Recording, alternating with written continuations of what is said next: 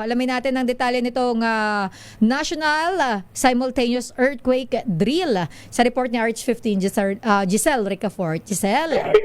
Si Sir El, kay lumalarga na ngayon itong second quarter National Simultaneous Earthquake Drill ng National Capital Region Police Office dito sa kanilang grandstand sa Camp Bagong Diwa, Bikutan sa lungsod ng Taguig. Pinangunahan yung pagbubukas ni NCRPO Director Major General Anthony Abirin Sinabe, ni NCRPO spokesperson Major Giselle Asilo.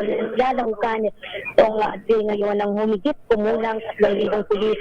Kabilang dyan yung Regional Mobile Force Battalion, Special Action Force at maging yung mga trainees. Unang bahagi ng drill yung paglalapat ng paunang lunas sa mga nasugatang individual na mabilisan nire-respondihan at natutunto ng mga nakadeploy ditong ambulansya na may stay na rescue team. Mabilis na lumikas yung 3,000 personnel ng NCRPO sa gitna nitong grandstand matapos tumunog yung sirena kanina eksakto alas 9 ng umaga.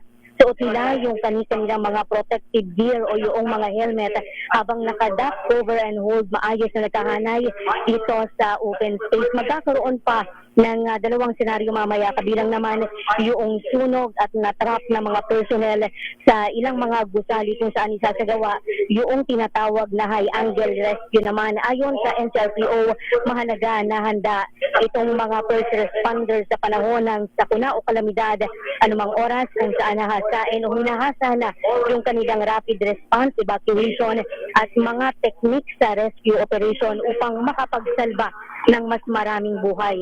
Ito si Giselle Ricafort para Giselle, sa dito sa Pilipinas. Sakay. Saan yan? Saang lugar? Yung earthquake drill? Dito lakay sa grandstand ng NCRPO sa Camp Bagong Diwa, lakay sa Bikutan. Okay nga ron. Maraming salamat, Giselle. Ito si Giselle Ricafort para sa DJ una sa Pilipinas, una sa Pilipino. Maraming salamat, Giselle.